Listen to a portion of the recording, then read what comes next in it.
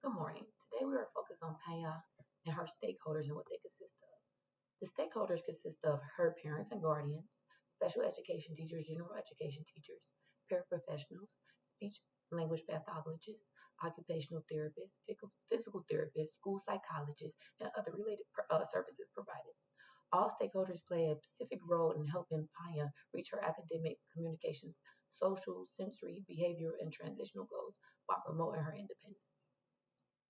Paya language and communication challenges are along a line of significant language and communication challenges that are directly related to her autism. She is nonverbal and has very limited speech that is hard to understand. This results in the need for different forms of communication, such as the AAC device, gestures, limited spoken words, picture exchange system. People who don't know her well usually have a hard time understanding her, making communication with new people challenging.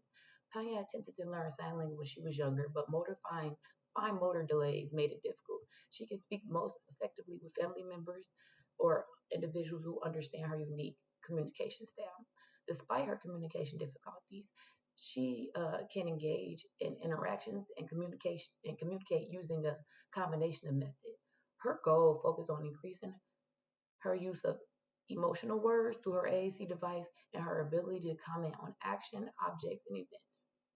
Her communication challenges can also lead to frustration and make it hard to interact and participate with individuals successfully.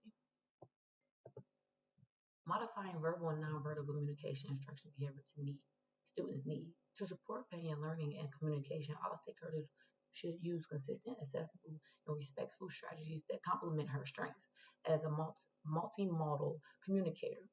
Verbal communication use short, clear, concrete language with step-by-step directions. Allow time to process information using consistent vocabulary across all settings. Nonverbal communication pair visual supports with spoken language, such as schedules, symbols, and models. Use natural gestures, such as facial expressions and modeling, to reinforce verbal instruction. Support the use of sensory tools, such as earplugs, to help minimize distractions. Ensuring ethical practice. Ethical practice require working with respect for paying dignity and rights to communicate. Stakeholders should provide opportunities for Panya to express her thoughts and feelings, using a person-centered practice by allowing her to make decisions when possible and using her preferred communication method. Always protecting the confidentiality of her medical information and educational information. Collaboration is important to ensure that the communication methods are consistent and supported by evidence. Ensuring ADA compliance. The American with Disabilities Act requires schools to provide equal access to communication and education for individuals with disabilities. Stakeholders' job is to ensure a parent has access to an AAC device and other communication supports throughout the school day, providing accommodations, removing barriers that prevent her from participating in school environments.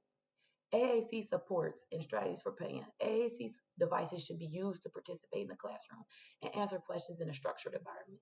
In an unstructured environment, AAC device should be used to request items, express feelings, greet individuals, and interact within the community.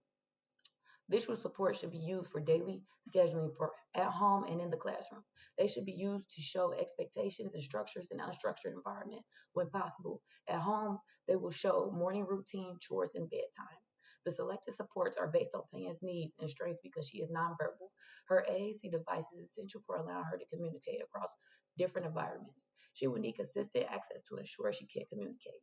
She will need consistent access to communicate her emotions, needs, wants, opinions effectively regardless of where she is.